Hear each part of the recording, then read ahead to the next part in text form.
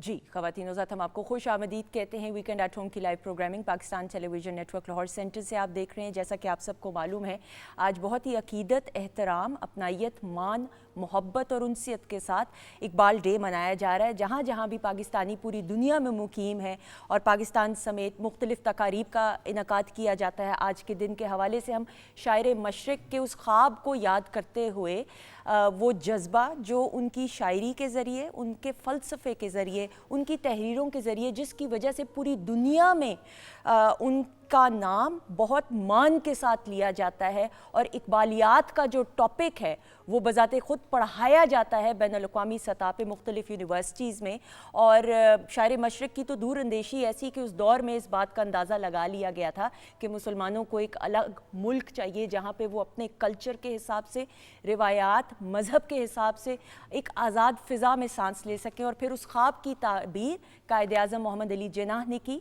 ये तमाम बातें जानने के लिए शायर मशरिक़ की शख्सियत के मुख्तलिफ़ पहलू, उनकी तहरीरों के हवाले से और फिर नौजवानों को जो उन्होंने अपनी शायरी में शाहीन कहकर मुखातिब किया, बड़ा बामानी ये लफ्ज़ उनकी शायरी में हमें देखने को, सुनने को, जानने को मिलता है। तो इसकी असल वजह क्या है, ये तमाम बातें हम जिनसे जानेंगे वो हमारे मेंटोर्स में से हैं। जी, मेरी पहली मेहमान शख्सियत, बहुत अरसे बाद इनसे मुलाकात हो रही है, after very long time and good to see him. Professor doctor Moin निज़ामी साहब हमारे साथ मौजूद हैं। उर्दू शायर हैं, टीचर हैं, मेंटोर हैं, अदीब हैं।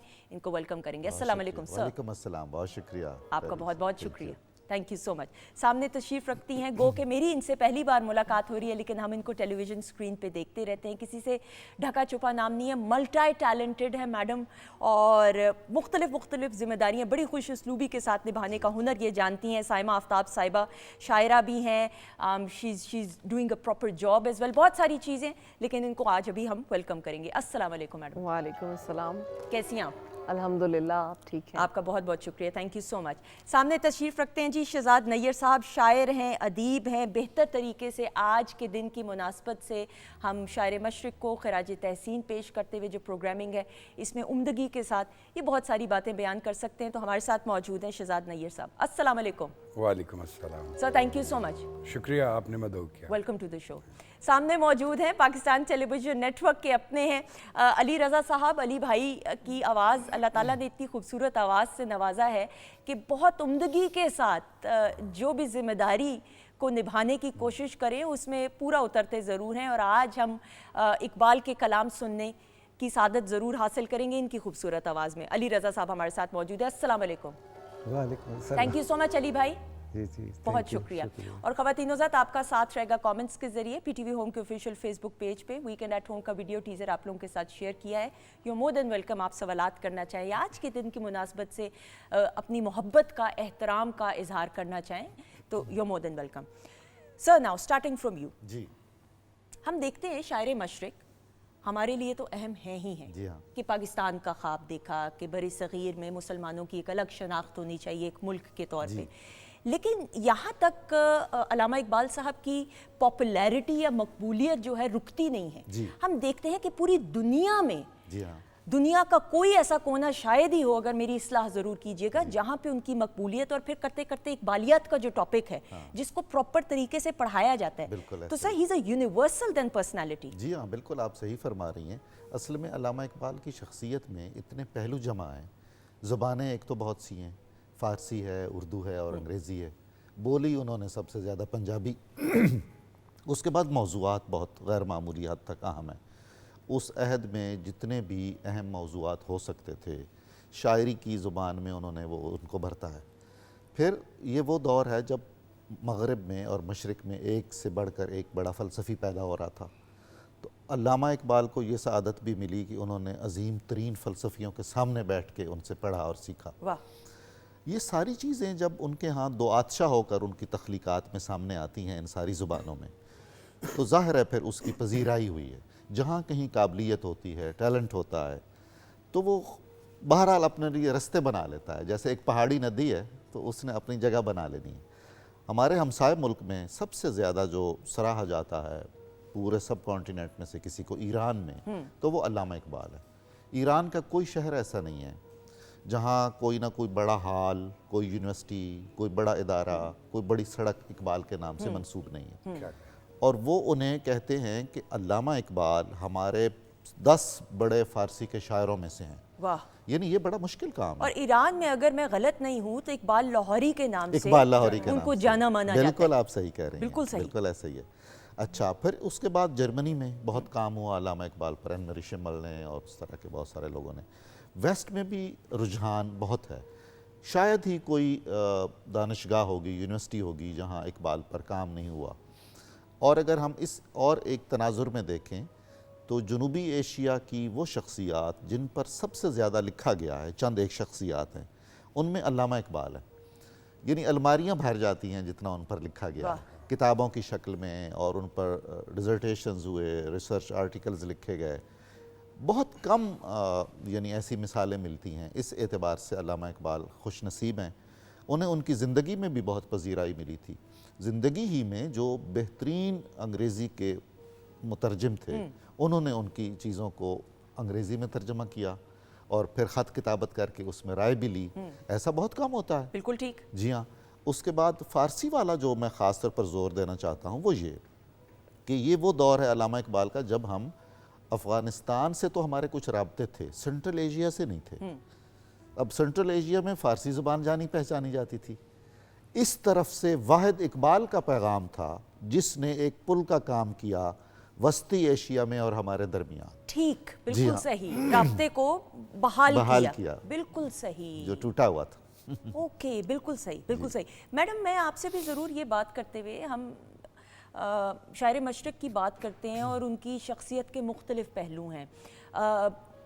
تعلق سیالکوٹ سے، پاکستان کے زرخیز مٹی والے شہر سیالکوٹ سے، لیکن ان کو اقبال لاہوری کے نام سے زیادہ جانا گیا یا مانا گیا. یہ تھوڑا سا اس پہ میں چاہتی ہوں آپ روشنی ضرور ڈالیے گا. میں چونکہ گورنمنٹ کی ذمہ داریوں کے سلسلے میں سیالکوٹ بھی ابھی پچھلے ہی دنوں تعینات تھی، تو وہاں کی زرخیز مٹی کی جو آپ نے بات کی ہے، وہاں کے ایک ایک پہلو سے اور ایک ایک شخص کے پاس سے اس طرح کی ایک وائب آتی ہے کہ یہ لوگ کتنے ڈائنامک ہیں، یہ لوگ کتنے بڑے ڈریمرز ہیں، یہ لوگ کتنے پرو ایکٹیو ہیں اور چیزوں کو امپرووائز کرتے ہیں اور بہتر مطلب ان میں بہتری لاتے ہیں. علامہ اقبال صاحب کی شخصیت جو ہے اس میں بھی اتنا ہی تنوع، اتنا ہی ڈائنامزم موجود ہے، اور ان کے موضوعات میں بھی، ان کی شاعری میں بھی وہی ڈائنامزم آتا ہے، تنوع آتا ہے. اپنے جس طرح سے معین نظامی صاحب نے فرمایا کہ اپنے دور کے تمام جو موضوعات تھے ان کو انہوں نے ایڈریس کیا ہے. اور میں یہ کہوں گی کہ ان کو زبان پر اور جتنی زبانوں میں انہوں نے کلام اپنا لکھا ہے اس پر اتنی قدرت حاصل تھی کہ اس کو بہت افیکٹو طریقے سے انہوں نے چینلائز کیا ہے. تمام جتنا بھی نالج ان کے پاس تھا، جتنا ان کا مطالعہ تھا، جتنی ان کی گہری نظر تھی زمانے پر، اپنے دور پر، دور اندیشی کی بات آپ نے کی، تو میں یہ کہوں گی کہ وہ اس کو اس طریقے سے وہ پریزنٹ بھی کر پائے ہیں اپنی شاعری میں. یعنی اتنی افیکٹونیس ان کی شاعری میں یہ موجود ہے. اور اقبال لاہوری میں کچھ زیادہ اس بارے میں شاید معین نظامی صاحب بتا سکیں کہ ان کو کیوں کہتے ہیں. میں جی سر، بلکہ آپ سے میں آغاز کرتے ہوئے میں ڈاکٹر صاحب کی طرف. کیونکہ اقبال نے اپنی عمر کا بہت سارا حصہ لاہور میں گزارا. گورنمنٹ کالج لاہور میں وہ پڑھے، فلسفے کی تعلیم حاصل کی، اور پھر ایک خاص مدت کے بعد یہ ہم سب جانتے ہیں کہ جاوید منزل کے نام سے یہاں اقبال روڈ پر ایک کوٹھی انہوں نے خریدی اور وہاں پہ سکونت اختیار کی. اب چونکہ لاہور کے ساتھ ان کے ایک سے زائد حوالے ہیں، تو خاص طور پہ ایران والے، فارسی والے اقبال لاہوری کے نام سے انہیں جانتے ہیں. حالانکہ ان کے جو پیدائش ہے وہ تو سیالکوٹ میں ہوئی، ہم سب جانتے ہیں، لیکن ان کا جو علمی روابط اپنے پروفیسر صاحبان کے ساتھ جو کہ لاہور میں مقیم تھے، جو خط کتابت زیادہ تر انہوں نے پورے بر صغیر کے جو اہل علم حضرات تھے ان سے کی یا پھر بیرون ملک کی، ان پر بھی ہمیں خطوط پر ڈاکٹر صاحب لاہوری کا پتہ لکھا ہوا نظر آتا ہے.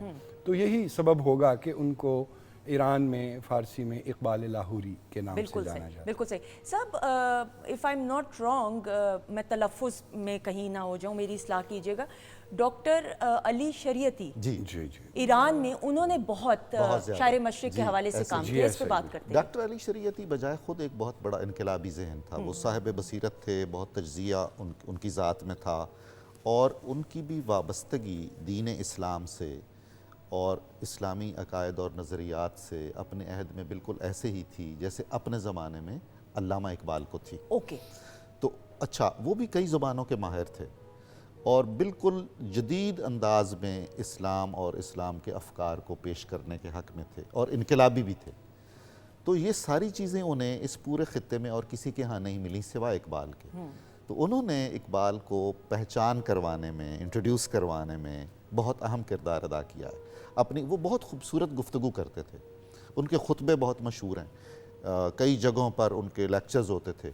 تو انہوں نے اپنے لیکچرز کے ذریعے، اچھا رائٹر بہت اچھے تھے. اوکے. جی انہوں نے حضرت فاطمہ پر ایک بہت اچھی کتاب لکھی ہے اور 20 کتابیں ہیں ان کی. ایک ان کا سفرنامہ حج ہے، تو اس میں وہ صاحب اسلوب ادیب بھی ہیں، ٹھیک ہے، اسلامی مفکر بھی ہیں، بہت عظیم خطیب اور وائز بھی ہیں، اور ملت کا درد دل بھی رکھتے ہیں. یہ ساری چیزیں چونکہ اقبال میں بھی تھیں تو انہوں نے اپنے ہر میڈیم پر اقبال کو متعارف کروایا ہے. پھر ان میں ادبی ذوق بہت تھا، 20 ہزاروں اشعار انہیں یاد تھے. اب اقبال کی فارسی شاعری میں ایسی جان ہے جو ان کے بڑے شاعروں میں جان ہے. تو ظاہر ہے علی شریعتی اقبال کی شاعری کے پہلو سے بھی بہت متاثر ہوئے اور سچ میں انہوں نے محبت کی ہے. آپ نے بالکل ٹھیک ان کو پہچانا ہے کہ فرض کریں ہم اگر علی شریعتی کو مائنس کر دیں تو پوری دنیا میں جو اقبال شناسوں کا، اقبال کے عالموں کا ایک دائرہ ہے، اس میں بہت بڑا خلا پیدا ہو جائے گا. بالکل صحیح. اور پھر یہ کہ ایران علامہ اقبال کو پہچان تو ضرور لیتا لیکن دیر ہو جاتی. بالکل ٹھیک. اپنے وقت پر علی شریعتی علامہ اقبال کے نمائندے کے طور پر یوں سمجھیے کہ وہاں موجود تھے. یہی وجہ ہے کہ اس وقت جو اکابر ہیں ایران کے، وہ ہم سیالکوٹی اور لاہوری کی گفتگو کر رہے تھے، تو وہ کہتے ہیں کہ اقبال ستارہ بلند شرق ہے، ایسٹ کا سب سے اونچا ستارہ ہے اقبال. واہ، یہ خراج تحسین واہ ہے.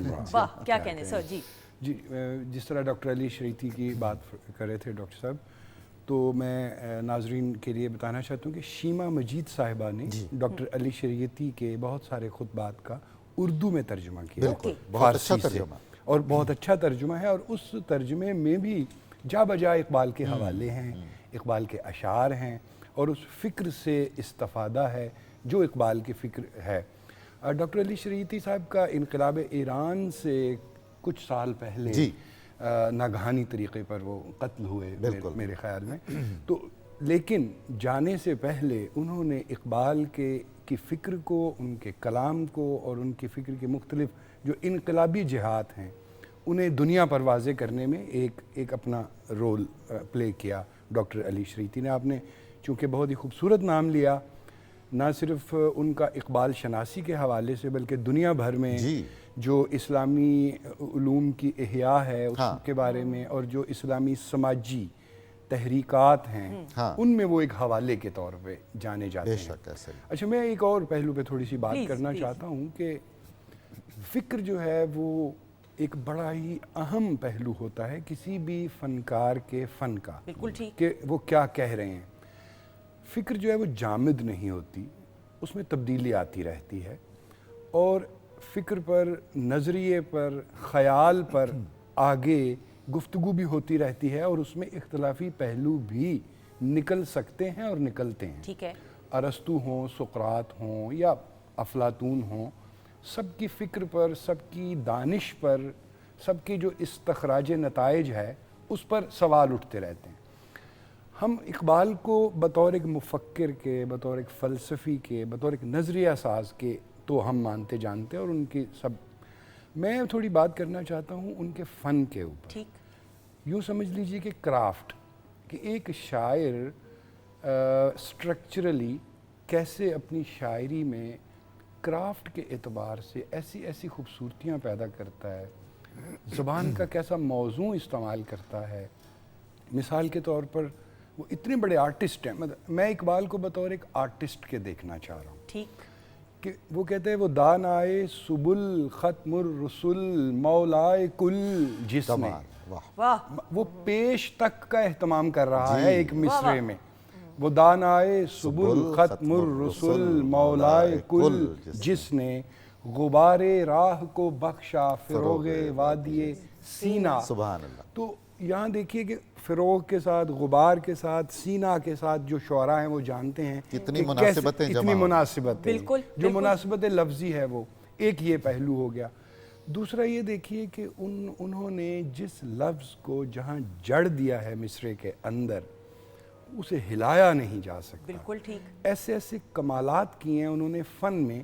ان کی ایک بہت معروف نظم ہے، اور اگر مجھ سے پوچھا جائے ڈاکٹر صاحب بھی اتفاق فرمائیں گے کہ اگر اردو کی ہم چند بڑی نظمیں منتخب کریں تو مسجد قرطبہ ان میں کوئی شک نہیں، شامل کوئی ہوگی. شک بالکل ٹھیک. اب کس بحر کا انہوں نے بہت مشکل انتخاب کیا؟ ایسی بحر ہے جس میں غالب کی بھی ایک ہی غزل ملتی ہے اور بحر منصرے کہتے ہیں اسے.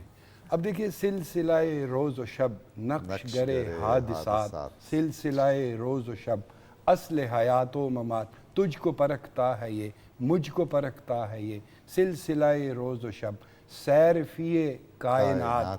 اب آپ دیکھیے کہ اگر اس نظم کو آپ ٹیکنیکل حوالوں سے، تکنیکی حوالوں سے کھولیں، اس کی کشود کریں، تو آپ کے پاس اتنا کچھ سامنے آتا ہے. کہنا یا بڈھے بلوچ کو نصیحت ہے ان کی. بہت ہی خوبصورت. اب دیکھیے کہ جس سمت بھی چاہے صفت سیل رواں چل، وادی یہ ہماری ہے یہ صحرا بھی ہمارا. تو جب بارش ہوتی ہے، میں اپنی ملازمت کے سلسلے میں بہت زیادہ کوہستانی علاقوں میں رہا ہوں، شمالی علاقہ جات میں، آل دا وے اپ نارتھ، یعنی سیاچن گلیشیئر ہو یا ہنزا یا گلگت بلتستان اور کھرمنگ اور کہاں نہیں رہا. تو جب بہت تیز طوفانی بارش ہوتی ہے پہاڑ میں، تو پہاڑ کی ایک خاص اوپر والی جگہ ہوتی ہے جسے کہتے بھی واٹر شیڈ ہی ہے. اس کا نام بھی واٹر شیڈ ہے. تو جب بہت زیادہ بارش ہوتی ہے تو پانی جو ہے وہ ایک ریلا اس سمت کو جا نکلتا ہے، ظاہرہ پہاڑی یوں ہے، اور ایک اس سمت کو جا نکلتا ہے. تو جس سمت بھی چاہے صفت سیل رواں چل، چاہے ادھر کو نکل جائے ادھر وادی ہے، چاہے ادھر نکل جائے ادھر صحرا ہے. میں نے ذاتی طور پر تکنیکی اعتبار سے، مشاہداتی اعتبار سے، لسانی اعتبار سے، یا جس کو ہم آرٹ آف پوئٹری بولتے ہیں، آرٹ آف پوئٹری، بلکہ میں اس کے لیے آرٹسٹری کا لفظ یوز کروں گا. آرٹسٹری آف پوئٹری، اس میں وہ اتنے بلند مقام پہ فائز ہیں کہ شاید ہی کوئی ظاہر ہے اکابرین تو پھر اکابرین غالب ہیں، کوئی اور ان تک پہنچ سکے. اور ایک نقطہ چھوٹا سا، آج کل ایک رواج سا چل نکلا ہے کہ بعض لوگ اقبال سے اختلاف کرنے کو گویا کہ اپنی ذات کا اثبات قرار دیتے ہیں. جی، اپنا قد بڑھانے کے لیے اقبال. پہلے میں عرض کر چکا کہ فکر جامد نہیں ہوتی، فکر پر بات ہو سکتی ہے اور ہوتی بھی رہنی چاہیے. ہمارے سامنے جسٹس جاوید اقبال کی کتاب اپنا غریباں چاک یہ بھی موجود ہے. تو بلکہ میں تو اس فکر کو جاری اور ساری سمجھتا ہوں جس پر بات ہوتی رہے، اختلافی پہلو بھی آتے رہیں اور اس پر گفتگو بھی ہوتی رہے. میں کہتا ہوں کہ جو لوگ اقبال سے اس عہد میں اختلاف کرتے ہیں انہیں میں یہ کہتا ہوں کہ اقبال کی 3-4 نظمیں مجھے ذرا درست انداز میں پڑھ کے سنا دیں. بالکل ٹھیک ہے، بالکل صحیح، پڑھ کے سنا دیں. اور اگر اس نے یہ کہا نا خودی ہے تیغ فساں، ادھر ہی روک لینا. خودی ہے تیغ فساں لا الہ الا اللہ. تو جس نے قوما اپنے گفتار میں نہیں ڈالا اور تحریر میں نہیں ڈالا تو اسے کوئی حق حاصل نہیں. بالکل میں اقبال کو بطور ایک آرٹسٹ کے بہت بڑا مانتا ہوں، اس کے ایسٹھیٹکس کو بہت بڑا مانتا ہوں. بے شک ہم سب مانتے ہیں. آپ کے ساتھ جو تشریف رکھتے ہیں علی بھائی بڑی عمدگی کے ساتھ زیر زبر پیش کا خاص خیال رکھتے ہوئے ہر ایک کلام کو پیش کرتے ہیں. ہم ان کو بھی دعوت ضرور دیں گے کہ یہ اپنے طریقے سے خراج تحسین پیش کریں شاعر مشرق کو. لیکن اس وقت ایک بریک کی طرف بڑھتے ہوئے اس کے بعد جب واپس آئیں گے خواتین و حضرات ہمارے معزز مہمان اور آپ ہمارے ساتھ ہوں گے اسی امید کے ساتھ. بریک پہ بڑھتے ہیں.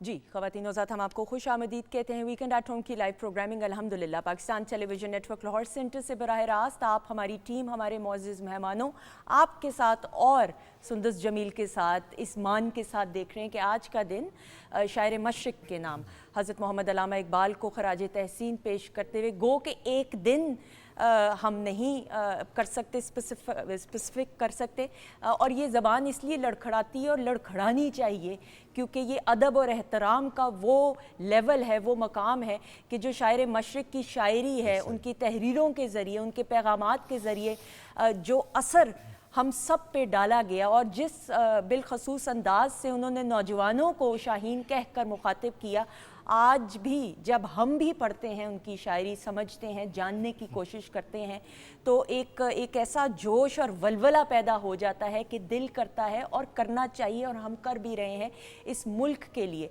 आपका पैगाम, आपके मैसेजेस इंशाल्लाह प्रोग्राम के आखिर में सेकंड लास्ट सेगमेंट में ज़रूर शामिल किए जाएंगे। हमारे जो मोअज़्ज़ज़ मेहमान आज की दिन की मुनासबत से गुफ्तगू करने के लिए हमारे साथ मौजूद हैं, उनका एक बार फिर ज़रूर तारुफ़ कराते हुए, क्योंकि कहते हैं मेहमान तो बाइसे रहमत होता है, लेकिन उस्ताद का भी दर्जा ऐसा है कि दर्सगाह माँ की गोद के बाद दूसरी उस्ताद की होती है। तो ये सारे हमारे उस्ताद सामने बैठे हुए, प्रोफेसर डॉक्टर मोइन निज़ामी साहब मौजूद हैं, साइमा आफ्ताब साहिबा मौजूद हैं, शहजाद नैयर साहब मौजूद हैं, अली रज़ा भाई, अली भाई भी हमारे साथ मौजूद हैं और अपने ख़ास अंदाज से शायर मशरिक़ को ट्रिब्यूट और खराज तहसीन भी पेश करेंगे। सर, मैं I start of with you now.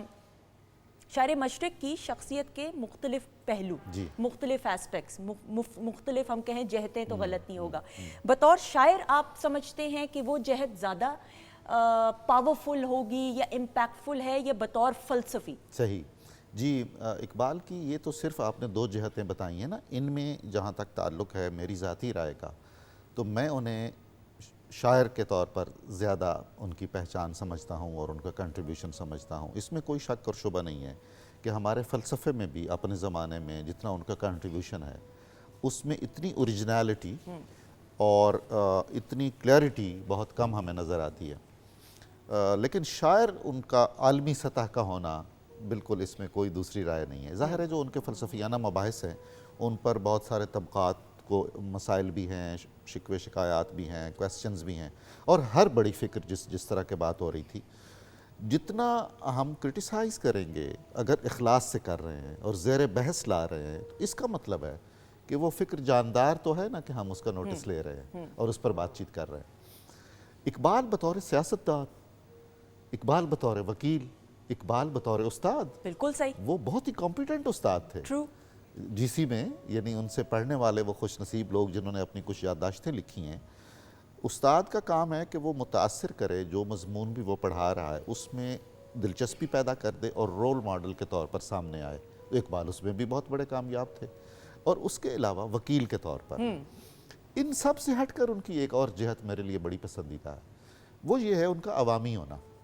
बिल्कुल ठीक। हर वक्त वो हर एक को मयस्सर थे और पंजाबी बातचीत करते थे, और जितनी उनमें ज़राफ़त थी, हंसने हंसाने की सलाहियत थी, कितने ही लतीफ़े हैं जो मिर्ज़ा गालिब के मशहूर हैं या फिर उसके बाद अल्लामा इकबाल के मशहूर हैं। तो उन्होंने इस तमाम इल्म को, फ़लसफ़े को, हिकमत को, शायरी को, सब कुछ को अपने ऊपर सवार नहीं होने दिया, अपने अंदर का जीता जागता इंसान ज़िंदा रखा और अवाम उन्नास में घुल मिल के रहे। वो जब मिकलोड रोड वाले घर में बैठे होते थे तो सामने बैठे होते थे बरामदे में। कई साहबों ने लिखा है कि एक तांगे वाला, अब तांगे वाला पढ़ा लिखा नहीं है, ठीक, तो उसने तांगा रोका, सवारियों से माजरत की कि यार अल्लामा साहब नज़र आ गए हैं, मैं सलाम कह रहा हूँ। तो तांगा रुक गया और एक दो सवारियाँ भी उतर गईं कि आप उनकी ज़ियारत करने जा रहे हैं या मिलने जा रहे हैं तो हम भी चले जाते हैं। तो इस तरह वो मुलाकात हो गई। आज आप देख लीजिए कि दौरे जदीद में अवामीपन ख़त्म होता जाता है, माइनस होता जाता है, कई उसमें मसाइल और पेचीदगियाँ भी हैं। तो इन सारे हवालों से इकबाल बहुत ही काबिल मोहब्बत हैं। दोस्तों पर जान छिड़कने वाले, उनकी दोस्तियाँ स्कूल के ज़माने में जो रहीं वो मौजूद हैं। ओके। फिर इतनी दोस्तों की वैरायटी है उनकी कि उनमें हिंदू हैं, उनमें सिख हैं, उनमें ईसाई हैं, उनमें मुसलमान हैं, उनमें ज़रतुश्ती हैं, यानी एक वसी और ज़र्फ इंसान, यानी कताए नज़र इसके कि किसी किस का क्या मजहब से जी या बिल्कुल, किस, बिल्कुल ठीक, हाँ, बिल्कुल ठीक, यानी एक उनका जो नुक्ता नज़र है वो अपनी जगह पर है, बिल्कुल ठीक, लेकिन अमल एक बड़े इंसान वाला है, एक वसत ज़र्फ वाला अमल है। और ये सारी जाज़िबियत उनकी शख्सियत की इसी में है, तिलिस्म उनका महबूबियत और मकबूलियत का इसी में पन्हा है। बड़ा बड़ा खूबसूरत जुमला, बड़ा खूबसूरत जुमला। सब अवामी होना, آسان کام نہیں ہوتا لوگوں کے ساتھ کنیکٹ کرنا. اپنی ذات کی اگر ایک طرح سے میں کہوں نفی کر بالکل کے ایسا ہی ہے. لوگوں کی خدمت کے لیے لوگوں کے مسائل کو سننے کا ظرف رکھنا, یہ صوفی کا رویہ ہے. یہ صوفی کا رویہ ہے. تو پھر ہم یہ کہہ سکتے ہیں, میں کیا یہ جسارت کر سکتی میری اصلاح جہاں جہاں ضرورت ہو, کہ پھر اقبال ایک طرح کے صوفی بھی ہوئے. جی, جس کو کہتے ہیں صوفی مزاج ہونا, صوفی منش ہونا, صوفی مشرب ہونا, یہ تمام اوصاف اقبال کی شخصیت میں جس طرح کے نظامی صاحب فرما رہے تھے وہ موجود تھے. پھر ان کے کلام میں بھی تصوف ایک بہت بڑے موضوع کے طور پہ شامل ہے. بے شک. اور ایک کتاب بھی لکھی گئی ہے کہ علامہ اقبال کا روحانی مقام, ایک کتاب لکھی گئی, اور ان کے یہاں جو روحانی حوالے آتے ہیں, جو متصوفانہ حوالے موجود ہیں شاعری میں اور زندگی میں, تو ہمیں اچھا نہ لگتا اگر وہ روحانی جس طرح کے روحانی خیالات ظاہر کریں اپنی شاعری میں, بالکل صحیح, وہ ان کے مزاج کا حصہ نہ ہوتے, بالکل, تو ہمیں اچھا نہ لگتا. مولانا روم کو انہوں نے اپنا روحانی استاد بھی کہا, مانا, تو اس طرح سے بھی ایک بالکل جی. صحیح. تو اب جس طرح آپ نے کہا کہ ان کا عوامی ہونا, تو صوفی تو عوامی مزاج ہوتا ہے, اس کے پاس تو کسی طرح کی جو تفریق مذہب و ملت ہے وہ ہوتی ہی نہیں ہے. ہمیں اور بھی ان کی زندگی کے بہت سارے ایسے واقعات ملتے ہیں کہ وہ اویلیبل رہتے تھے ہر وقت, دوست احباب کے لیے, کرامت ہے, خاص و عام کے لیے. خاص و عام کو اجازت تھی کہ وہ آئیں, ملیں, بیٹھیں. اچھا, پھر ایک بات اور, جی, جس طرح صوفی کا رویہ ہوتا ہے, اس سے کوئی چیز ناگوار بھی گزرے تو وہ اس کا اس طرح اظہار نہیں کرتا. کسی کتاب میں لکھا ہوا ایک واقعہ کہ کسی شخص نے آ کر علامہ سے سوال کیا کہ کیا آپ خدا کے وجود پر یقین رکھتے ہیں؟ تو علامہ نے ان کے سوال کو خوش سلیقگی کے ساتھ ذرا ادھر ادھر کر کے تو ایسے جواب, جب وہ چلے گئے تو وہ کہنے لگے کہ دیکھیے اس طرح مجلس میں اتنا بڑا فلسفے کا سوال کر دینا کہ کیا آپ جانتے ہیں وجود کیا ہے, یقین کس چیز کا نام ہے, اس کی تعریف کیا ہے. تو یہ وہ رویہ ہے جو, اچھا فاصلہ وہی لوگ رکھتے ہیں شاید جنہوں نے کچھ چھپانا ہوتا ہے, اور عوام میں اور اپنے اندر کچھ پردہ رکھنا وہ ان لوگوں کا شاید ضرورت ہوتی ہوگی جو کوئی بہت زیادہ خود کو کوئی چیز سمجھتے ہیں. تو علامہ کے بارے میں تو جاوید اقبال نے, ان کے بیٹے نے لکھا ہے کہ وہ ایک عام سے تخت پوش پر یا عام سی چارپائی پر حقہ پاس رکھ کر عام سے کپڑوں میں, بعض اوقات اگر گرمی ہے تو صرف بنیان پہنا ہوا ہے, تو وہ فقیرانہ سے انداز میں, صوفیانہ سے انداز میں بیٹھے. یہ جو اب دور جدید میں ایک پرائیویسی ٹائپ کا تصور ہے, ایسا تو کوئی اپوائنٹمنٹ لے کے فون کر کے پوچھنا, اویلیبلٹی, بالکل صحیح. کھانا بھی محفل میں کھا رہے ہیں, لوگ آ رہے ہیں, لوگ جا رہے ہیں, جس نے جب جانا ہے چلا جائے, بالکل وہی جیسے ایک تکیہ خان کا ایک ٹھکانہ ہوتا ہے اس طرح. ایک بڑے آدمی کی یہ بھی پہچان. بڑے آدمی یہ ایڈ کرنا چاہوں گی کہ مطلب ان کی جو رہن سہن اور اس طرح کی سادگی کی یہ بات کر رہے ہیں, اس میں بہت بڑا ایک لرننگ لیسن ہے ہمارے آج کل میں جو شعراء کے لیے یا اور لوگوں کے لیے جو اپنے آپ کو ایک سمجھتے ہیں کہ ہم شاید فہم کی کوئی اعلیٰ پیڈسٹل پہ ہیں یا سیلیبریٹی ہیں یا کسی طریقے سے ہیں, تو ان کا کنڈکٹ کیسا ہونا چاہیے. یہ بات ایک علامہ اقبال صاحب کے کنڈکٹ سے ہمیں بالکل ایک اس پہ رہنمائی ملتی ہے. دوسرا, بطور شاعر میں یہ ضرور کہنا چاہوں گی کہ علامہ اقبال کا جتنا وسیع مطالعہ تھا اور جس طرح سے ان کی تمام دنیا کے ادب اور علوم پر اور ان پر نظر تھی, ابھی بھی ہم یہ ڈسکس کر رہے تھے کہ مطلب تاریخ لے لیں, اور اب تو جغرافی پہ بھی ہم بات کر رہے تھے کہ شاید وہ اس طرح سے ہیں, اور معاشیات پہ, معاشرتی رویوں پہ اور ہر چیز پر. اور آج کے شاعر کو اس سے لرن کرنے کی ضرورت ہے کہ آپ کی شاعری میں تبھی ایک وہ امپیکٹ فلنس کی بات ہم کر رہے ہیں آ سکتی ہے جب آپ کے پیچھے اتنا گہرا مطالعہ اور اتنا وسیع ایک کینوس ہوگا, پھر ہی آپ ایک چیز کو اس طرح سے پورٹرے کر سکیں گے, پینٹ کر سکیں گے. آپ کو زبان و کلام پہ بھی اس طرح کی قدرت حاصل ہوگی کہ آپ کے پھر جو پیغام ہے وہ ایک آفاقی پیغام میں تبدیل ہو جائے. بالکل, یہ بڑا خوبصورت بات سر میڈم نے کی, اسی کو میں چاہتی ہوں آپ اپنے انداز سے بیان کرتے ہوئے. اور ایک شاعر کو وسیع مطالعہ کسی بھی مضمون یا کسی بھی ٹاپک کے اوپر ہونا ضروری ہے؟ کیونکہ عام لوگوں کے تو ذہن میں یہی ہے کہ شعر و شاعری ہے جی، جو آپ سوچ رہے ہیں وہ لکھ دیا قلم کی طاقت سے، لیکن وسیع مطالعہ ہونا کتنا ضروری ہے؟ عام لوگوں کے اس خیال سے میں متفق نہیں ہوں، مجھے پتا تھا اسی لیے یہ سوال آپ سے کیا۔ کیونکہ اگر ہم بلے شاہ کو پڑھیں اور پھر ان کی سوانح کا مطالعہ کریں تو معلوم ہوتا ہے کہ وہ کتنا پڑھتے تھے۔ عربی انہیں آتی تھی، اظہار تو ان کا پنجابی زبان میں ہے، لیکن ان کا مطالعہ، اچھا غالب جو کہ ہمارے ہاں شاعری کا بہت بڑا نام ہے، ان کا جو مطالعہ تھا اس کی مثالیں دی جاتی ہیں کہ ذرا ذرا بات انہیں معلوم تھی۔ اب ہم اپنی ممدوح شخصیت علامہ اقبال کی اگر بات کریں، میں نے جتنا پڑھا ان کے بارے میں، اگر ویسٹ میں کوئی مباحث چل رہے ہیں فلسفیانہ، فکری، سیاسی، تازہ ترین، کرنٹ، وہ علامہ کے خطوط میں خاص طور پر اور گفتگوؤں میں، ہاں جی، مجالس میں اور خطوط میں، ان پر استفسارات بھی موجود ہیں، اس پر تبصرہ بھی موجود ہے کہ یوں ہو رہا ہے۔ مسولینی کے بارے میں ان کی نظم، کارل مارکس کے بارے میں ان کی نظم، لینن خدا کے حضور میں، اچھا نیتشے کے اوپر، اچھا نام لے لے کر انہوں نے جی، تو یوں سمجھ لیجئے کہ جو بھی اس وقت فکری لہریں اور فکری کروٹیں عالمی سطح پر برپا ہو رہی تھیں، کروٹیں ظہور پذیر ہو رہی تھیں، علامہ نہ صرف ان سے آگاہ تھے، باخبر تھے، بلکہ اس پر ان کا ایک دانشورانہ سٹانس بھی موجود تھا۔ اوکے، ٹھیک۔ اب یہ تو تھی کرنسی کی بات کہ وہ کرنٹ سچویشن سے کتنا آگاہ تھے۔ مثلاً جو طرابلس کی جنگ کے بارے میں نظم لکھی، طرابلس کے شہیدوں کا ہے لہو اس میں، جنگ بلقان، فاطمہ بنت عبداللہ اس نظم کا عنوان ہے، اور وہ جنگ طرابلس کے بارے میں۔ جو قدامات ہے، جو قدیم، جس طرح مولانا روم کا نام ہے، ان کا مطالعہ بھی ان کا قابل رشک تھا، قابل رشک مطالعہ تھا۔ ساتھ ہی ساتھ انگریزی ادبیات کا مطالعہ ان کی خاص طور پہ بانگ درا اور بعد میں شاعری میں جو چند نظمیں ہیں جن کے آخر میں انہوں نے ماخوذ لکھا ہوا ہے، یا پھر ٹینیسن سے ماخوذ یا خالی ماخوذ، وہ نظمیں ہیں جو انہوں نے مغربی شعراء کے خیالات کو اردو زبان میں کچھ تبدیل کر کے ڈھالا ہے۔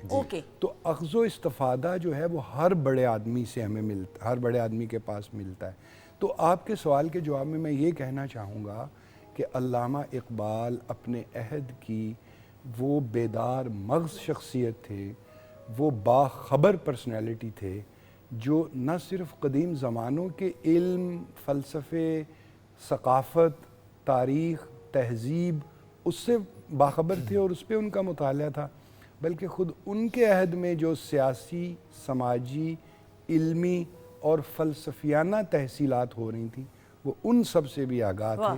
تو اس سے ہم سب ناظرین کو اور ہم سب کو کتنا بڑا سبق ملتا ہے کہ شاعر ہونا یہ نہیں ہے کہ آپ اپنی کسی کیفیت میں آنکھیں بند کر، وہ بھی ایک صورت ہے، لیکن وہ صورت آنے کے پیچھے، اس صورت کے آنے کے جس کو ہم وجدان کہتے ہیں یا کیفیت کہتے ہیں یا ٹرانس کہتے ہیں، اس وجدانی کیفیت تک پہنچنے کے پیچھے ایک بہت لمبا راستہ ہے، وہ ریاضت کا ہے، وہ مطالعے کا ہے، وہ تفکر کا ہے، میڈیٹیشن جسے کہتے ہیں۔ ان سب سے گزر کر ہی آپ اس جگہ پہنچتے ہیں کہ جہاں علامہ اقبال کے بارے میں مشہور ہے کہ وہ ایک رات میں کئی درجن مصرے لکھوا دیتے تھے۔ تو وہ وہاں تک پہنچنے کے لیے مطالعہ مشاہدہ۔ بالکل ٹھیک سر، آپ مسکرا رہے ہیں، میں چاہتی ہوں اس پہ آپ میں ضرور اس پر کامنٹ کرنا چاہوں گا۔ دیکھیے ہماری جتنی بھی پوری انسانیت کی تاریخ ہے اس میں ایک سے بڑھ کر ایک عالم موجود ہے۔ ضروری نہیں کہ ہر بڑا عالم شاعر بھی ہو، لیکن ہر بڑا شاعر عالم ہوگا۔ اب پوری دنیا میں اس کا جائزہ لے لیں، یعنی شعر کی تخلیق ایک جو عمل ہے وہ ایک خداداد صفت ہے، لیکن وہ بہت محدود ہو جائے گی اگر اس کے پیچھے وسعت مطالعہ نہیں ہے اور اس پر تفکر نہیں ہے اور اس پر تجزیہ نہیں ہے، اور پھر اسے کثرت مطالعہ کے نتیجے میں ہی بات کرنے کا سلیقہ اور اسلوب آئے گا۔ عام شعراء جو گزشتہ فرض کر لیجئے 40-50 سال پہلے کے تھے، وہ نوجوانوں کو تجویز کرتے تھے کہ آپ کو فرض کریں 10,000 شعر یاد ہونے چاہیے کہ آپ کو شعر کہنے کا سلیقہ، زبان میں لفظ کیسے برتنا ہے، ردیف قافیہ کیسے ہے، کس نوعیت کی بات کو کس انداز میں کہنا ہے. تو صرف شاعری کا تو اتنا مطالعہ آپ کو کرنا ہے. ایک بڑی پرانی کتاب ہے، 1000 سال پرانی، اس کا نام ہے چہار مقالہ. نظامی عروضی سمرقندی ایک صاحب تھے، انہوں نے اس کو فارسی میں لکھا ہے. اس میں انہوں نے ایک چیپٹر شاعر کے بارے میں لکھا ہے.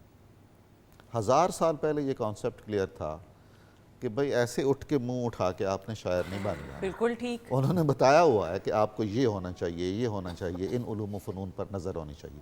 آپ ایک مثال دیکھ لیجئے، اسی شہر سیالکوٹ میں ایک اور شاعر پیدا ہوا، فیض احمد فیض. فیض بڑا نام. واہ. اب فیض احمد فیض کا مطالعات آپ دیکھ لیں، عربی، انگریزی، پنجابی، فارسی، بالکل ٹھیک. اور ان کو بھی ان کی ریڈنگ ہیبٹ بالکل نون ہے، ٹرو. مانی جاتی ہے. اب فیض نہ بنتے اگر ان کے یہ سارے مطالعات نہ ہوتے. ٹھیک. ایسی بڑی مثالیں بھی ہیں کہ کچھ نامور اور مشہور شعراء ہوئے ہیں جو بہت زیادہ پڑھے لکھے نہیں تھے. ان کی شاعر ہونے میں، تلمیذ الرحمن ہونے میں کوئی کلام نہیں ہے، لیکن ظاہر ہے ان کا دائرہ فکر اور دائرہ موضوعات محدود ہے، اور اس میں ہمیشہ کے لیے قائم رہنے کی اور زیر بحث رہنے کی صلاحیت اتنی ہی کم ہے. یعنی آپ اس سے ایک لطف اور لذت تو لے لیتے ہیں، جیسے لوک گیت ہیں. اب لوک گیت شاعری کا عظیم نمونہ ہے، وہ آپ کے دل اور دماغ کو متاثر کریں گے، لیکن بہت تادیر آپ کے ذہن کو اپنے ساتھ انگیج کرنے کی ان میں صلاحیت نہیں ہے. ٹھیک. اس میں کوئی شک نہیں کہ وہ درجہ اول کی شاعری ہے. تو بڑا شاعر اور بڑی شاعری بغیر مطالعات کے اور بغیر ریاضت اور مشقت اور محنت کے نہیں آتی. بالکل ایسا ہے، بالکل ایسا ہی ہے. خواتین ساتھ بات چیت کا سلسلہ جاری ہے. علی رضا صاحب، علی بھائی ہمارے ساتھ موجود ہیں. آج کی دن کی مناسبت سے میں ضرور چاہوں گی، آپ سے ہم درخواست بھی کریں گے جی بالکل، کلام اقبال سننے کی سعادت حاصل کریں، لیکن کچھ کہنا چاہیں گے علی بھائی؟ کہنا کیا ہے، میرا اتنا ادراک ہی نہیں ہے کہ میں ان کے اوپر کوئی بات کر سکوں. جن ہستیوں کے ساتھ میں بیٹھا ہوں، میں ایک گا کر سنا سکتا ہوں ان کو متاثر نہیں کر سکتا. آپ ہمیں اپنی خوبصورت آواز سے متاثر کرتے ہیں، تو اس لیے you are being very humble. آپ اپنے خاص انداز سے خراج تحسین پیش کرتے ہوئے شاعر مشرق کو. خواتین و حضرات، علی رضا بھائی جی. ہر لحظہ ہے مومن کی،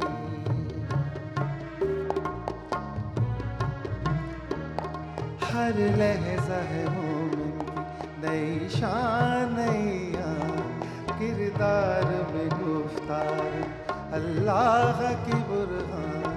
ہر لحظہ ہے مومن کی.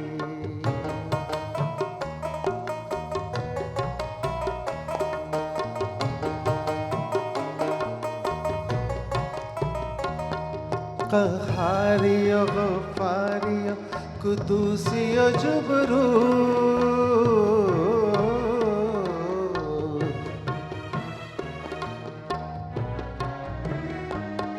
قہاری و غفاری و قدوسی و جبروت، یہ چار عناصر ہوں، یہ چار عناصر تو بنتا ہے مسلمان. ہر لحظہ ہے مومن کی.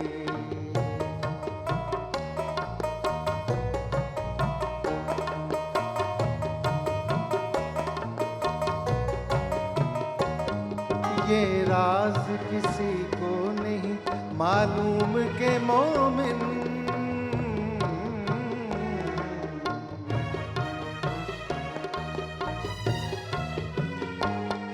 یہ راز کسی کو نہیں معلوم کہ مومن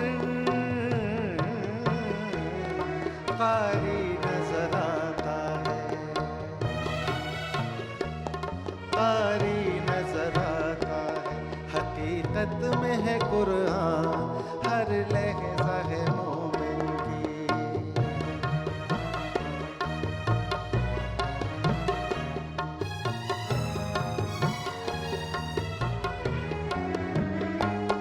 جیسے جگر لالا میں ٹھنڈک ہو وہ شبنم،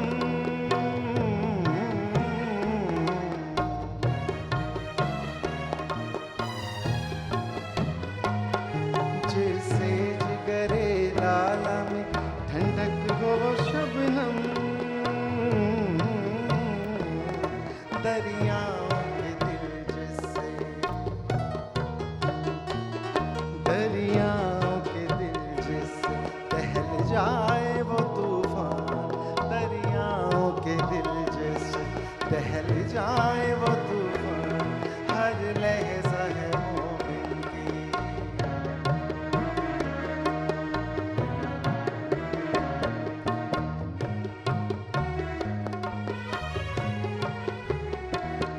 हमसाया जिब्रील अमी बंदाए खाकी,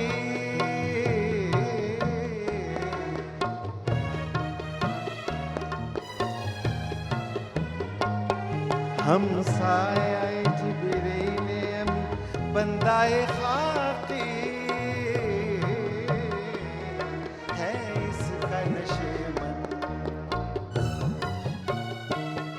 है इसका नशेमन, न बुखारा न बदख्शां, है इसका नशेमन, न बुखारा न बदख्शां, हर लहज़ा है मोमिन की नई शान, नई यान, किरदार में गुफ्तार में अल्लाह की बुरहान, हर लहज़ा है मोमिन की।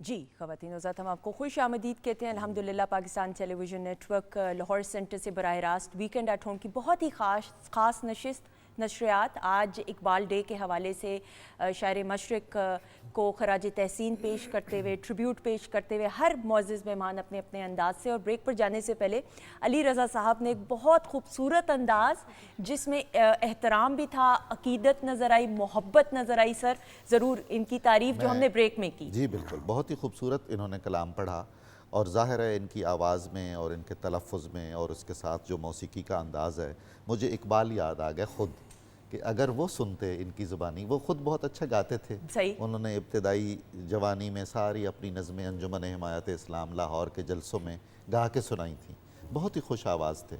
और आप अल्लाह की आजमाइश देखिए कि उस खुश आवाज़ शख्स को जो जानता भी था और पसंद भी करता था गुलकारों को, खुद नहीं बोल सकते थे, आवाज़ की तकलीफ़ हो गई थी ना ज़िंदगी के आखिरी दिनों। तो आज मैं तो उनकी रूह को यहाँ मौजूद महसूस कर रहा हूँ, तो उन्होंने भी ज़रूर लुत्फ़ उठाया होगा। इन्होंने इतना खूबसूरत पढ़ा है कलाम इकबाल। बिल्कुल है सर, इतनी कुछ अच्छी कहना धुन। चाहेंगे आप भी? इकबाल का कलाम बहुत ज़्यादा गाया गया और उन चंद शुआरा में इकबाल शामिल हैं जिनका कलाम मुख्तलिफ़ ममालिक में गाया गया। पिछले दिनों ताजिकिस्तान के कुछ फ़नकारों की एक वीडियो मैंने देखी जिसमें वो इकबाल का कलाम, और ईरान में बहुत ज़्यादा गाया गया, पाकिस्तान में भी बहुत ज़्यादा गाया गया। तो किस कलाम को ज़्यादा गाया जाता है? जिसमें नगमगी हो, वाह, जिसमें मौसीक़ियत हो, तगज़्ज़ुल हो, जिसमें तगज़्ज़ुल हो, लुत्फ़ हो, बात है। और साथ ही साथ पैगाम हो, बात बड़ी हो। तो मैं तो समझता हूँ कि इकबाल का कलाम जब जब जहाँ जहाँ गाया गया, अब इसी की मिसाल ले लीजिए जो अभी कलाम सुनाया गया, उसकी तासीर कई गुना बढ़ जाती है। और जहाँ इकबाल की फ़िक्र पर, उनकी शायरी पर बेशुमार किताबें लिखी गईं, वहाँ बेशुमार गुलकारों ने गा कर इकबाल के कलाम को खिराज तहसीन पेश किया। वो पहले से ही बहुत बड़ा था, बेशक, गाकर उसे और बड़ा कर दिया। बेशक। और जिस तरह रज़ा साहिब ने गाया और दिलों पे इसका साहब एक ने बहुत अलग ही असर हुआ, मैं तो मतलब कहीं और ही पहुंच चुका ऐसा ही था बिल्कुल। उससे। मैडम आपसे बात करते हुए फिर मैं अली भाई की तरफ बढ़ूंगी। जी मैं मतलब कहने का ये मकसद है कि मैं वही बात कर रहे थे कि तगज़्ज़ुल की बात है और उनके पैगाम में जो मकसदियत है वो जिस तरह से अगर पूरी दुनिया में गाई जाती है और वो उसके ऊपर तगज़्ज़ुल हो, मतलब पढ़कर सुनाया गया, गा कर सुनाया गया, उसकी तासीर कई गुना बढ़ जाती है। और जब इल्हाम इकबाल की पूरी शायरी में हमें कहीं कोई ना कोई पैगाम या डायरेक्शन ज़रूर है। बिल्कुल ठीक। उस लिहाज से उस पैगाम की जो वो है कैनवस या स्प्रेड बहुत हो गया है, वो पूरी दुनिया में उस तरह से पहुंच जाता है। आउटरीच उसकी बहुत ज़्यादा वो वसी जगह पे अपनी एक असरअंदाजी कायम करता है।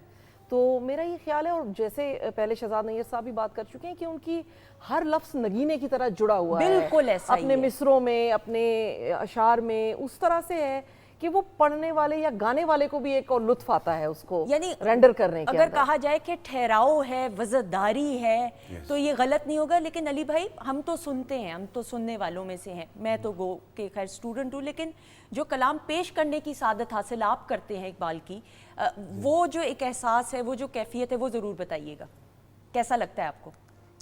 ڈر لگتا ہے، پہلی بات تو یہ، کہ سید آؤ۔ واہ، اور کوئی زیر زبر میں، کیونکہ یہ وہ ہستیاں تھیں اور ہیں بھی ابھی بھی کہ جن کے لفظ کو پڑھنے کے لیے یا گانے کے لیے اس میں بڑا دھیان دینا پڑتا ہے۔ صحیح۔ کاف اور قاف، یہ دو چیزیں، ایک کاف تو ہے نا کتے والا، ایک کینچی والا کاف، ایسا ہی ہے، بالکل۔ تو اب یہ ہے کہ قہاری ہو، غفاری ہو، اب یہ میں کیا بتا سکتا ہوں آپ کو، ان کے بارے میں میرا اتنا نہیں، میرا مائنڈ وہ ادراک ہی نہیں ہے میرے اندر کہ علامہ صاحب کے بارے میں کوئی بات کروں، میری کیا اوقات کہ میں ان کے ساتھ یہ بات، بھی محبت کا یہ بھی ایک محبت انداز ہے، نا۔ یہ محبت کا عالم ایسا ہے، بڑا پن آپ کا، یہ تو آپ کی محبت، احترام اور آپ کی عاجزی اور انکساری ہے جس کی وجہ سے ہم آپ کے سحر میں بھی گرفتار ہو جاتے ہیں، جس عمدگی کے ساتھ آپ کوئی بھی کلام پیش کریں، اور بالخصوص آج کے حوالے سے۔ تو سر، میں آپ کی طرف بڑھتے ہوئے، اور مجھے ایسا لگتا ہے اگر ہم آج کی اس نشست میں اس حوالے سے گفتگو نہیں کریں گے تو مجھے لگتا ہے آج کی جو پروگرامنگ ہے وہ ادھوری رہ جائے گی، کہ اقبال کے کلام میں جو نوجوانوں کو شاہین کہہ کر مخاطب کیا گیا اور بڑے بامانی انداز سے مختلف جگہوں پہ، اس کے پیچھے جو فلسفہ اور آج بھی جو اس کی ریلیونسی ہے، کنسیڈرنگ کہ ہم یہ بھی بات کریں کہ پاکستان میں اس وقت نوجوانوں کی جو تعداد ہے وہ 50% سے زیادہ ہے۔ بالکل، بہت ہی اہم سوال ہے یہ۔ پوری دنیا کی تاریخ میں جب کوئی نیا مذہب آیا، نئی تحریک نے جنم لیا، کوئی نیا نظریہ سامنے آیا، تو اس نے نوجوانوں کو ایڈریس کیا۔ ہمیں اس کی ایک مثال ملتی ہے قرآن کریم میں، سورہ لقمان میں۔ سورہ لقمان میں حضرت لقمان کی وہ نصیحتیں ہیں جو انہوں نے اپنے نوجوان بیٹے سے کی ہیں۔ وہ ہم پڑھیں تو وہ آج کے نوجوانوں کے لیے بالکل سبق ہیں اور مشعل راہ ہے۔ اس کے بعد جتنے بھی مفکر اور فلسفی ہیں انہوں نے، اور شاعروں نے، جو مقصدیت والے شاعر ہیں، انہوں نے نوجوانوں کو اپنا مخاطب قرار دیا ہے۔ علامہ اقبال کا بھی یہی مسئلہ تھا، بلکہ انہوں نے لکھا ہے جب ڈاکٹروں نے ان پر بڑی شدید پابندی عائد کر دی تھی کہ آپ نے گفتگو بھی نہیں کرنی اور بہت ٹریول بھی نہیں کرنا، تو وہ مختلف تعلیمی اداروں میں جب ان کو انوائٹ کیا جاتا تھا تو چلے جاتے تھے۔ ان سے پوچھا گیا کہ آپ ایسا کیوں کرتے ہیں؟ انہوں نے کہا کہ میں زندگی بھر ایسا کروں گا۔ نوجوانوں سے بات کر کے میں یہ تصور کرتا ہوں کہ اگر کسی کے دل یا دماغ میں ایک بات بھی ٹک گئی تو وہ میں نیکی کا بیج بو رہا ہوں۔ جی اہمیت تھی نوجوانوں کی ان کی نظر میں۔ انہوں نے اردو، فارسی، انگریزی، جتنی بھی ان کی تحریریں ہیں، خط ہیں، نوجوانوں کو سب سے بڑا موضوع بنایا ہے۔ شاہین کی علامت اس لیے انہوں نے اختیار کی ہے کہ اقبال کا جو آئیڈیل نوجوان ہے اس میں یہ صفات ہونی چاہیے، بے نیازی ہونی چاہیے، بلند پروازی ہونی چاہیے، تیز نگاہی ہونی چاہیے، بصیرت ہونی چاہیے، وہ مردار نہیں کھاتا ہے، وہ دنیا میں اپنی مادی دلچسپیوں میں مگن نہیں ہو جاتا ہے، دور بین ہے، بہت دور اندیش ہے، اور بہت ہی شہنشاہ ہے پرندوں کا۔ ٹھیک، تو یہ ساری صفتیں وہ نوجوانوں میں دیکھنا چاہتے ہیں۔ انہیں ایسے نوجوان پسند نہیں ہیں جو آرام طلب ہیں۔ یعنی فرض کر لیجئے، انہوں نے ایک جگہ لکھا کہ میں جب کسی ایسے نوجوان کو دیکھتا ہوں جس میں تمیز، تہذیب اور ادب نہیں ہے تو چمکتا ہوا دن میرے لیے تاریک رات بن جاتا ہے۔ ہمیں تربیت کا ایلیمنٹ اب گھروں میں بھی اور درسگاہوں میں بھی کم ہوتا جا رہا ہے نا۔ ہم ڈگریاں اور مارکس لے لیے اور گریڈز لے لیے اور بس اس طرح کی ایک صورتحال پیدا ہو گئی انفارچونیٹلی۔ اقبال نے جو ان کی بہترین ایک فارسی تخلیق ہے اس کا نام ہے جاوید نامہ، بالکل صحیح، جاوید کے نام پر۔ بالکل صحیح۔ اس کا جو آخری چیپٹر ہے وہ نچوڑ ہے اس پوری عظیم الشان کتاب کا، وہ عالمی ادبیات کا شاہکار کتاب ہے۔ اس کا نام ہے، اس چیپٹر کا نام ہے کہ جاوید سے بات چیت، اور سب ٹائٹل ہے نئی نسل کے نام پیغام۔ صرف وہی ہمارے نوجوان اگر پڑھ لیں تو پورا ہم جان جائیں گے کہ علامہ اقبال نوجوانوں سے کیا توقعات رکھتے ہیں، ان کو کیسا دیکھنا چاہ رہے ہیں، اور کس نوعیت کا نوجوان ان کے لیے آئیڈیل ہے، اور اس کے لیے وہ کیا رستہ متعین کرتے ہیں۔ نوجوان اقبال کی شاعری کو اگر ہم رفلی ایک جائزہ لیں تو میرا خیال یہ ہے کہ 60 سے 70% کے قریب ان کا جس کو وہ ایڈریس کر رہے ہیں وہ نوجوان ہیں. صحیح. کیونکہ انہیں یہ تھا کہ مستقبل کی باغ ڈور تو انہوں نے سنبھالنی ہے، اور ہم اگر ان میں اپنا انویسٹ کر رہے ہیں وقت، تربیت، محبت، توجہ، تو ہم اپنا ہی مستقبل بہتر کر رہے ہیں. اور اسی لیے اتنے زیادہ اشعار ہمیں نوجوانوں کے بارے میں ملتے ہیں علامہ اقبال کے، جو کالجوں اور سکولوں میں موجود ہیں. اور مجھے یہاں ایک تھوڑے سے دکھ کا بڑی شائستگی سے اظہار یہ کرنا ہے کہ ہم نے اب کلام اقبال کو یا خود اقبال کو ایک رسم سا بنا لیا ہے، اور اس میں سے وہ روح نکال لی ہے جو مطلوب اور مقصود تھی. یعنی بہت سارے نوجوان آپ کو ایسے مل جائیں گے جنہیں اقبال کے 20 اشعار آتے ہیں اور بہت صحیح آتے ہیں، وہ بیت بازی کے مقابلوں کے تقاریر میں لیے یا استعمال، تقاریر یا بالکل صحیح. مباحثوں کے لیے. اب اس پر عمل کسی اور نوجوان نے آ کے کرنا ہے، عمل بھی تو کرنا چاہیے اس میسج پر. اور وہ نوجوانوں کو خطاب کر کے انہوں نے جو کچھ بھی کہا ہے اس سب کی بنیاد قرآن اور حدیث پر ہے. وہ واپس جوڑنا چاہتے ہیں اللہ اور اس کے رسول کے ساتھ.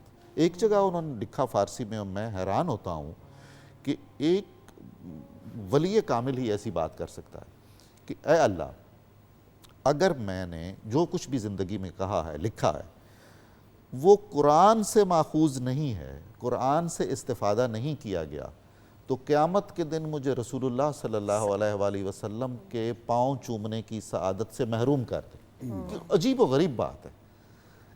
اچھا، اقبال اور قرآن، اقبال کوئی ایک چیز، ایک نظم، ایک غزل نہیں ہے اقبال کی جس میں ہمیں قرآن کے 4-5 حوالے نہیں ملیں گے. تو نوجوانوں کو انہوں نے ایڈریس جو کیا نا وہ یہی کہ انہیں معلوم تھا کہ ہمیں کل کلاں اپنی شناخت کا بحران آ جائے گا، ہم اپنا تشخص کھو بیٹھیں گے، ہمیں معلوم ہی نہیں ہوگا ہمیں اپنی زبانوں سے کون سی دلچسپی رہ گئی ہے. یعنی اقبال کو ہم کیسے جان سکیں گے؟ ان کی جو انگریزی ہے وہ بہت مشکل ہے اپنے موضوعات کے اعتبار سے بھی اور اپنے لیول کے اعتبار سے بھی. فارسی پڑھتا کوئی نہیں ہے، اردو آج کل رومن میں لکھی جاتی ہے، اور اقبال کی جو اردو ہے وہ اگرچہ آسان اردو ہے لیکن آج کے نوجوان کے لیے وہ بھی بالکل ایک اپنی غیر ملکی زبان ہے. ہمارے نوجوان انگریزی پڑھ لیں گے، بہترین سے بہترین پڑھ لیں گے، انہیں یہ پتا ہوگا کہ امریکہ کے فلاں جزیرے میں فلاں طرح کی مچھلی پائی جاتی ہے. یہ جو رسول اللہ صلی اللہ علیہ وسلم نے پناہ مانگی ہے نا علم غیر نافع سے، وہ یہ ہے. معلومات ایک الگ چیز ہے، علم ایک الگ چیز ہے. بالکل ٹھیک. یہ دور انفارمیشن کا ہے، نالج کا نہیں ہے. بالکل صحیح. Very well said, very well said. جی میڈم. علامہ اقبال کی جو نوجوان سے جس طرح انہوں نے کہا کہ خطاب ہی ان کا موسٹلی نوجوانان سے، اور جب وہ اس کو ملت کے ایک فلسفے کو، خودی کے ایک فلسفے کو وہ اٹیچ کر رہے ہیں، اس کی تمام امید اور ہوپ وہ نوجوان نسل کے اوپر ان کی ہوپس ہیں کہ یہ ان میرے کانسیپٹس کو لے کر اور ان سے جڑ کر آگے اپنے تشخص کے لحاظ سے بہتری لا سکیں گے. یہ جو ہم کہتے ہیں کہ پاکستان کا تصور انہوں نے دیا ہے، ایک علیحدہ مسلمانوں کی شناخت کا تصور انہوں نے دیا ہے، تو وہ سارا تصور جو ہے وہ انہی باتوں پر بیسڈ ہے کہ ہم اپنے جو ایک اسلامی تشخص ہے اس سے ہماری نوجوان نسل جڑے، اس میں پرائیڈ لے، اپنی اسلامی تاریخ میں پرائیڈ لے، اور پھر اس کو لے کر آگے چلے اور اس چیز کی اس کی عظمت کو بحال کرے، عظمت رفتہ کو بحال کرے. اپولوجیٹک ہونے کی اس میں ضرورت محسوس نہ کرے. بالکل صحیح، بالکل صحیح. جی. تو یہ وہ میرا یہ خیال ہے کہ نوجوان نسل کو آج بھی اس پیغام سے جڑنے کی ضرورت ہے. جس طرح ابھی ڈاکٹر صاحب نے فرمایا کہ ہم اپنی زبانوں سے قطع تعلق کر لیا، اپنے کلچر سے قطع تعلق کر کے اور باہر کی چیزوں کو اپنانے کی کوشش کرتے ہیں کہ جیسے وہ کوئی بہت معتبر چیزیں ہیں. تو میرا یہ خیال ہے کہ ایک دفعہ پلٹ کر یہ ضرور دیکھنا چاہیے کہ ہم اپنی شناخت سے اگر جڑیں گے تو وہ ہمارے لیے زیادہ بہتر بھی ہوگا اور ہمارے مستقبل کے لیے بھی زیادہ خوش آئندہ ہوگا. بالکل صحیح. سر مختصراً پھر میں نے کلام کی طرف بڑھنا ہے، کلام اقبال، اور پھر بریک کے بعد مزید بات ہوگی. اقبال کا خودی کا کانسیپٹ اور جو نوجوان نسل کے ساتھ ایک محبت اور اٹیچمنٹ کا اظہار شاہین کہہ کر مخاطب کرنا ہے، اس کو آپس میں بات کرتے ہیں. اقبال میں سمجھتا ہوں کہ جتنی بھی تاریخ کی فکری کروٹیں ہیں، ارتقاء ہے، اس میں اقبال اس پڑاؤ کا نام ہے جس میں اقبال نے انسان کو خودی، خودداری، خود بینی، خود نگری، خود رائی، اس کا وہ تصور دیا ہے جو غالباً اس سے پہلے کی فکری تاریخ میں موجود نہیں ہے. اقبال کا انسان یہ بھی کہتا ہے کہ تو شب آفریدی چراغ آفریدم، شب آفریدی چراغ آفریدی صفال آفریدی ایاغ آفریدم بیابان و کوہسار و راغ آفریدی خیابان و گلزار و باغ آفریدم. اتنا انسان کو اس کی خودی میں اتنا بڑا سمجھتے ہیں کہ وہ انسان کہہ رہا ہے کہ اے اللہ اگر تو نے رات بنائی تو میں نے چراغ بنایا, اگر تو نے مٹی کی تخلیق کی تو میں نے اس مٹی سے پیالہ بنایا, تم نے پہاڑ بنائے, بیابان بنائے, میں نے چمن آرائی کی, میں نے چمن بنائے اور باغ بنائے. تو دیکھیے کہ خودی کا اس سے بڑا کیا سبق ہوگا کہ علامہ اقبال انسان کے استحکام کو, انسان کی جو صلابت فکر ہے, صلابت کردار ہے, اسے کس بڑے پیمانے پر کس شخصیت اور کس ہستی سے خطاب کروا رہے ہیں. ان کی تو شاید کچھ نظموں کا بھی خطاب بنو جوانان اس طرح نظموں کے عنوان ہیں, یا ایک نظم اس طرح شروع ہوتی ہے کہ کبھی اے نوجوان مسلم تدبر بھی کیا تو نے, وہ کیا گردوں تھا تو جس کا ہے ایک ٹوٹا ہوا تارا. یا ایک شعر ہے ان کا کہ تیرے صوفے ہیں افرنگی تیرے قالین ایرانی, لہو مجھ کو رلاتی ہے جوانوں کی تناسانی. کہ وہ جو بات کر رہے تھے ڈاکٹر صاحب کہ ایک جو لیزینس ہے وہ اقبال کو پسند نہیں تھی کہ وہ موبائل سامنے لے کر تو صبح سے بیٹھے ہیں اور دوپہر ہو گئی ہے. وہ تو نوجوانوں میں وہ تحرک, وہ بیداری شاہین کی طرح, وہ جسے کہتے ہیں تڑپنا, اس میں وہ چیز آنی چاہیے. تو میں یہ سمجھتا ہوں کہ آج کے نوجوان کے لیے اقبال کے کلام میں اور اقبال کے پیغام میں اتنا کچھ ہے کہ نہ صرف یہ کہ خود اس کی شخصیت, خود اس کی ذات تبدیل ہو سکتی ہے, بلکہ اس کے طفیل ہمارا پورا معاشرہ تبدیل ہو سکتا ہے, تحرک آشنا ہو سکتا ہے. یہ سب باتیں اقبال کے کلام سے. بالکل صحیح, بالکل صحیح. ہم اقبال کے کلام کے حوالے سے بات کریں تو علی بھائی, علی رضا صاحب ہمارے ساتھ موجود ہیں. علی بھائی. اچھا میں ایک بات کہوں جی کہ یہ جو کلام میں اب پڑھوں گا, گاؤں گا, بلکہ دیگر گو ہے جہاں تاروں کی, اس کلام کی دھن میاں یوسف صلاح الدین صاحب نے بنائی اور مجھے سے گوائی گئی. اچھا ماشاءاللہ. تو میں نے کہا کہ چلے آج اس کو اور وزنی کر دیتے ہیں. ایک علامہ صاحب میاں یوسف صلاح الدین, بالکل, جو ان کے نواسے ہیں علامہ اقبال صاحب کے, آپ سب جانتے ہی ہیں. بالکل ان کا تو ان کا بالکل بہت کنٹریبیوشن. جی علی بھائی. دیگر گو ہے, دیگر گو ہے جہاں تاروں کی گردش تیز ہے ساقی, دیگر گو ہے جہاں تاروں کی گردش تیز ہے ساقی, دل ہر ذرہ میں غوغائے رفتہ خیز ہے ساقی, دیگر گو ہے جہاں تاروں کی گردش تیز ہے ساقی, دیگر گو ہے.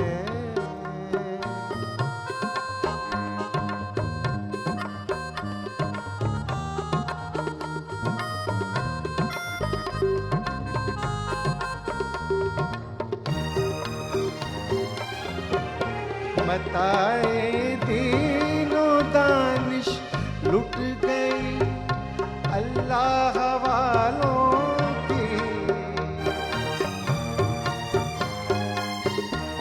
متائے دین و دانش لٹ گئی اللہ والوں کی, یہ کس کافر, یہ کس کافر ادا کا غمزۂ خوریز ہے ساقی, یہ کس کافر ادا کا غمزۂ خوریز ہے ساقی, دل ہر ذرہ میں غوغائے رستہ خیز ہے ساقی, دیگر گو ہے جہاں تاروں کی گردش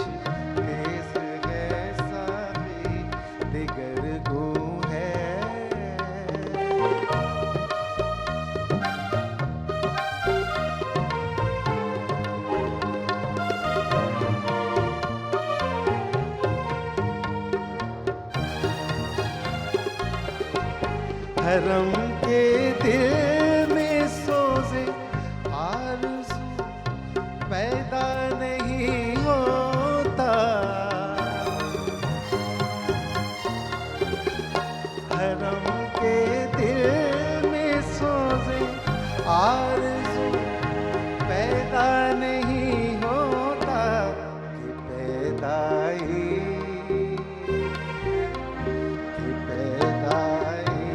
تیری اب تک حجاب آمیز ہے ساقی، کہ پیدائی تیری اب تک حجاب آمیز ہے ساقی، دل ہر ذرہ میں غوغائے رشتہ خیز ہے ساقی، دیگر گو ہے جہاں تاروں کی گردش تیز ہے ساقی، دیگر گو ہے۔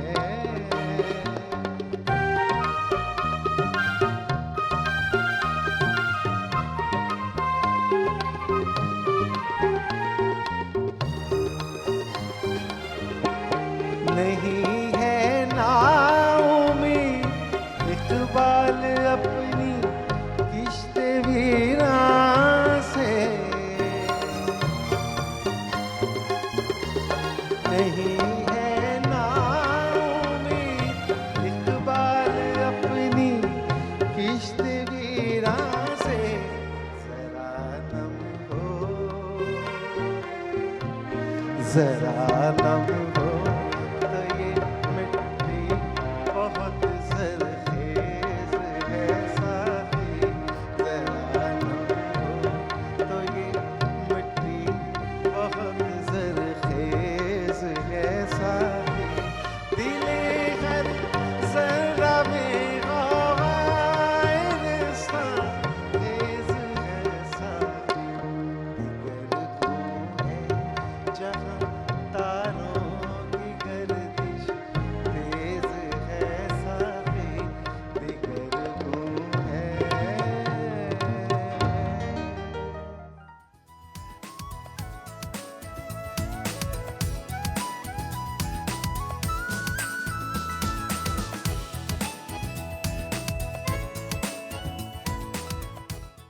جی خواتین نوزاد، ہم آپ کو خوش آمدید کہتے ہیں الحمدللہ ویکنڈ ایٹ ہوم کی live programming Pakistan television network Lahore centre سے، اور ہماری یہ خوش قسمتی، میری یہ خوش قسمتی کہ آج کے دن کی مناسبت سے پاکستان میں اور پاکستان سے باہر جتنے بھی پاکستانی مقیم ہیں، بلکہ پاکستانی نہیں، میں اپنے الفاظ خود درست کرتے ہوئے، کیونکہ جب ہم شاعر مشرق کی بات کرتے ہیں اور ہم یہ کہتے ہیں کہ علامہ اقبال ایک عوامی شاعر ہیں، تو وہ پھر پاکستان کی حد تک ان کی شہرت محدود نہیں رہتی، پوری دنیا میں آج جو ہے اقبال ڈے منایا جا رہا ہے بڑے احترام، مان، اپنائیت، محبت کے ساتھ، اور ہر ایک شخص اپنے اپنے انداز سے۔ علی رضا صاحب موجود ہیں، انہوں نے اقبال کا کلام پیش کر کے اپنے احترام، محبت کا اظہار کیا، جو اقبال کے ساتھ ہیں ہمارے معزز مہمان، جن کا تعارف میں دوبارہ ضرور کرانا چاہوں گی۔ پروگرام کے آغاز سے ہمارے ساتھ موجود ہیں پروفیسر ڈاکٹر معین نظامی صاحب، سائمہ آفتاب صاحبہ، شہزاد نیر صاحب ہمارے ساتھ موجود ہیں، اور اپنے اپنے انداز سے سر آبویسلی موضوع ایسا وسیع، ایسی شخصیت پہ بات کرتے ہوئے کہ ہم وقت کا پتہ نہیں چلا ہے، گو کہ ہم انصاف نہیں کر سکتے بالکل بھی، لیکن ضرور یہ بات کرتے ہوئے کہ جس طرح علی رضا صاحب نے بھی بریک پر جانے سے پہلے، ہر ایک کلام جو ہے اقبال کا وہ اتنا سب پاورفل ہے کہ اپنے سحر میں ایسے گرفتار کر دیتا ہے، اور یہ رسمن جملہ ہم قطعاً استعمال نہیں کریں، اس سے نکلنا بڑا مشکل ہوتا ہے، چاہے جن کو سمجھ بوجھ ہو یا نہ بھی ہو، قطع نظر اس کے۔ بالکل ایسا ہی۔ دیکھیے مسئلہ یہ ہے کہ اب علی رضا صاحب نے جو کلام پڑھا تھا، اس کا جو آخری شعر مقطع، نہیں ہے نا امید اقبال اپنی کشت ویراں سے، ذرا نم ہو تو یہ مٹی بہت زرخیز ہے ساقی۔ بات یہ ہے کہ انسان نفسیاتی سطح پر سہاروں کا محتاج ہے، اور امید اور روشنی کی کرن اگر اسے نظر آئے گی تو وہ اٹریکٹ ہوگا ادھر۔ اچھا، ایک وقت فرد پر بھی آتا ہے، معاشرے پر بھی آتا ہے، قوم پر بھی آتا ہے کہ جب وہ یوں محسوس کرتی ہے کہ each and everything is lost. ایسے میں ہمیں جو الہامی کلام ہیں، یا ان شعراء کے جو انسان دوست شاعر ہیں اور تہذیبی اور ثقافتی شخصیتیں ہیں، اور ان کے پیغام میں امید ہے اور روشنی ہے، وہ کشش کرتے ہیں. یہی مسئلہ ہے. اب پاکستان میں جب بھی شعر پڑھتا ہوں میں پاکستان کی صورتحال اور برین ڈرین اور دیگر تمام معاملات کو پیش نظر رکھتے ہوئے پھر آخر میں وہی آتا ہے کہ اقبال کہتے ہیں نہیں ہے نا امید اقبال اپنی کشت ویراں سے, میری کھیتی جو اجڑ گئی ہے ویران ہو گئی ہے, میں اس سے پھر بھی مایوس نہیں. کیا کہنا, مٹی میں کوئی کمی نہیں ہے, ایسا ہی ہے, جو ہی ذرا نم ہوگی تو نئے سرے سے ہری ہو جائے گی. تو میں تو عہد حاضر میں اقبال کی سب سے بڑی ریلیونسی یہ ہے کہ وہ انسان دوست ہیں اور امید کا پیغام ہے اور محبت کا پیغام ہے اور وسعت کا پیغام ہے ان کے ہاں, اس لیے ہم ان کو یاد کرتے ہیں. بالکل صحیح. میڈم اپنے انداز سے آپ بیان کرتے ہوئے, اور آپ شاعرہ بھی ہیں, تو ضرور چند اشعار ہم آپ سے سننا چاہیں گے. میں اپنے شعر پیش کرنے سے پہلے یہ ضرور کہنا چاہوں گی کہ جب بھی آگے شاعری ہو رہی ہے مجھے یہ لگتا ہے کہ وہ موضوعات کہیں نہ کہیں پہلے علامہ اقبال صاحب کے ہاں اس سے بہتر اور اس سے بہت ہی بلندتر سطح پہ شاید برتے جا چکے ہیں, اور ہم اس کو ٹچ کرتے رہتے ہیں کیونکہ ظاہر ہے اس سے آگے ہم رہنمائی لے کر چلتے ہیں. تو اس تناظر میں کچھ اپنے اشعار پیش کر دیتی ہوں. وہ بال یقین نبی کا غلام ہے ہی نہیں, وہ بال یقین نبی کا غلام ہے ہی نہیں, کہ جس کا خوف تو ہے احترام ہے ہی نہیں, بہت خوب. اور فلک سے اترے ہوں کا مقام ہے ہی نہیں, فلک سے اترے ہوں کا مقام ہے ہی نہیں, وہاں کے جیسی یہاں دھوم دھام ہے ہی نہیں. اور یہ ایک بات مسلسل مجھے ستاتی ہے, یہ ایک بات مسلسل مجھے ستاتی ہے, حقیقتاً تو کوئی بھی نظام ہے ہی نہیں. کیا کہنے, بہت خوب. بہت شکریہ. عجیب تر ہے بھری کائنات کا منظر, عجیب تر ہے بھری کائنات کا منظر, شروع ہو تو کہیں اختتام ہے ہی نہیں. بہت خوب. شکریہ. جسے مٹانے کی دھن ہے نہیں وجود اس کا, جسے مٹانے کی دھن ہے نہیں وجود اس کا, جسے اچھال رہے ہو وہ نام ہے ہی نہیں. کیا بات ہے. بہت شکریہ. اور میں فکر مند نہیں ہوں کہ یہ بساط جہاں, کیا بات ہے. میں فکر مند نہیں ہوں کہ یہ بساط جہاں کسی کا ہوگا میرا انتظام ہے ہی نہیں. اور شکست و ریخت پہ فوری نہ رائے قائم کر, سبحان اللہ, بہت خوب. شکست و ریخت پر فوری نہ رائے قائم کر, نمو کی شرط ہے یہ انہدام ہے ہی نہیں. پھر وہی علامہ اقبال کے اشعار سے میں کہوں گی کہ انسپائرڈ ہے یہ. اور لاہور کی آج کل سماگ کی جو سچویشن ہے اس پہ میں ایک اور شعر کہہ دوں گی کہ نگلتا جاتا ہے کارِ ابس میرے دن رات, نگلتا جاتا ہے کارِ ابس میرے دن رات, کہ شور شہر میں کچھ لطف شام ہے ہی نہیں. اور وہ بال یقین نبی کا غلام ہے ہی نہیں, کہ جس کا خوف تو ہے احترام ہے ہی نہیں. بہت خوب. کیا کہنے, بہت خوب, بہت خوب سر. شکریہ. یہاں عام طور پہ جب اقبال پر بات ہوتی ہے ان کی نظم نگاری پر تو بہت گفتگو ہوتی ہے طول طویل, لیکن عموماً ان کی غزل گوئی پر بات نہیں ہو پاتی, اور یہی آج کے پروگرام میں بھی ہوا. ایک دو جملے خراج تحسین کے طور پر حضرت علامہ اقبال کی غزل گوئی کے اوپر. اقبال نے, میں پوری ذمہ داری سے یہ بات کر رہا ہوں اور دیانتداری سے بھی, کہ اقبال نے غزل کا ایک ایسا اسلوب وضع کیا جس کے موجد بھی وہ خود ہی تھے اور خاتم بھی وہ خود ہی تھے. بے شک ایسا. ان کی غزل ما قبل غزل سے بالکل مختلف ہے, اور ان کے بعد آنے والے بھی غزل کا وہ انداز اختیار نہیں کر پائے جو اقبال کا ہے. یہ بہت بڑا خراج ہے. تو غزل کے اسی اسلوب میں جو جس طرح نظامی صاحب فرما رہے تھے کہ نا امید نہیں ہونا چاہیے, بہتری کی جو امید ہے وہ ہمیشہ آنکھوں میں خواب بن کر سجی رہنی چاہیے.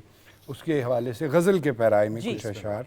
خاشاک ہو کہ سر و سمن دیکھتے رہو, خاشاک ہو کہ سر و سمن دیکھتے رہو, گر جاؤ بھی تو خاک چمن دیکھتے رہو, گر جاؤ بھی تو خاک چمن دیکھتے رہو, اپنی اڑائی دھول نہ اپنے ہی سر پڑے, اپنی اڑائی دھول نہ اپنے ہی سر پڑے, चलते हुए हवा का चलन देखते रहो, बहुत खूब, बहुत खूब। चलते हुए हवा का चलन देखते रहो, इस तीरगी में कोई भी मंजर नहीं धरा, बस अपने देखने में मगन क्या कहने, देखते क्या रहो, कहने, वाह वाह, बहुत खूब। बस अपने देखने में मगन देखते रहो।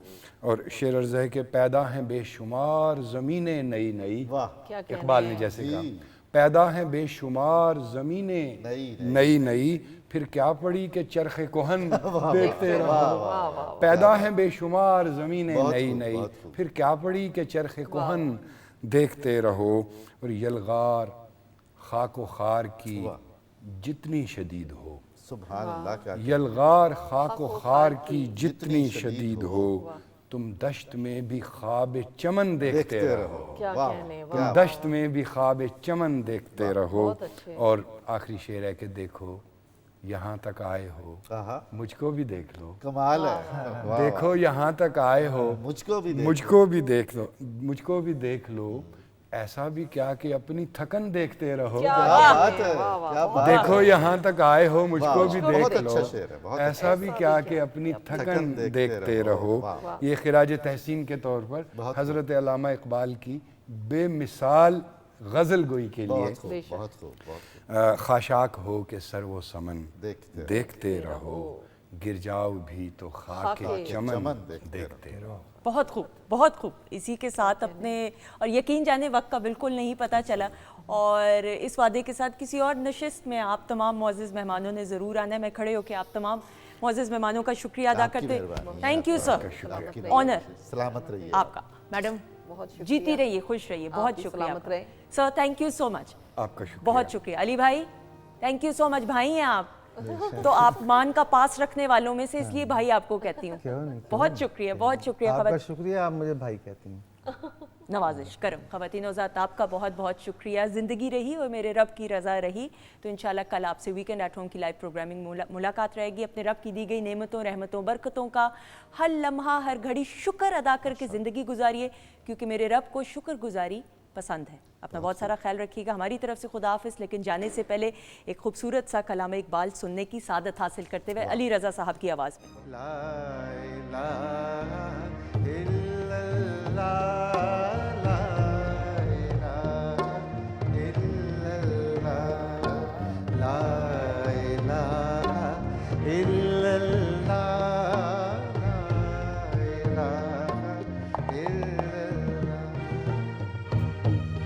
खुदी है तेग फसा, खुदी है तेग फसा, ला इलाहा इल्लल्लाह, ला इलाहा इल्लल्लाह।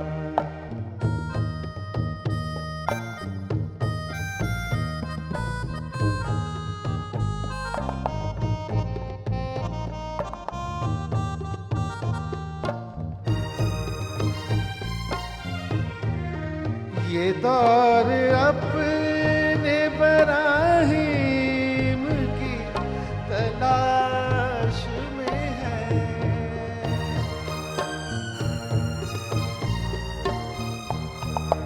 ये दौर अपने बराहीम की तलाश में है, सनम कदा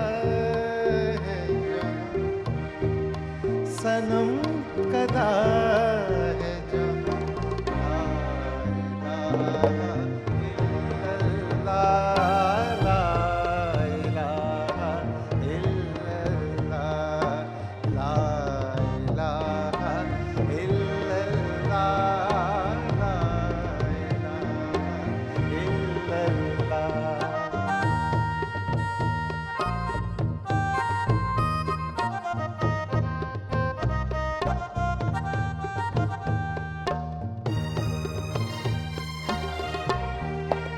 ये मालो दौलत दुनिया, ये रिश्ता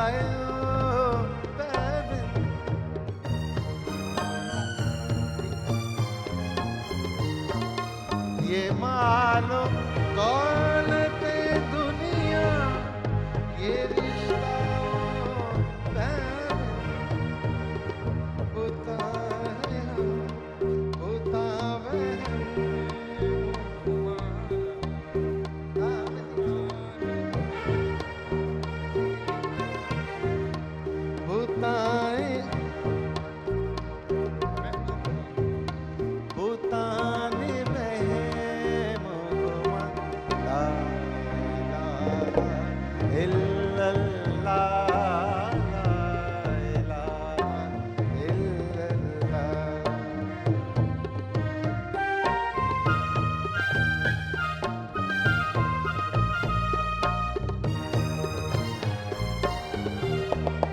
अगरचे है जमात की आस्तीनों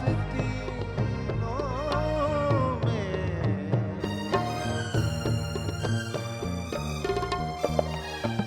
अगरचे बुत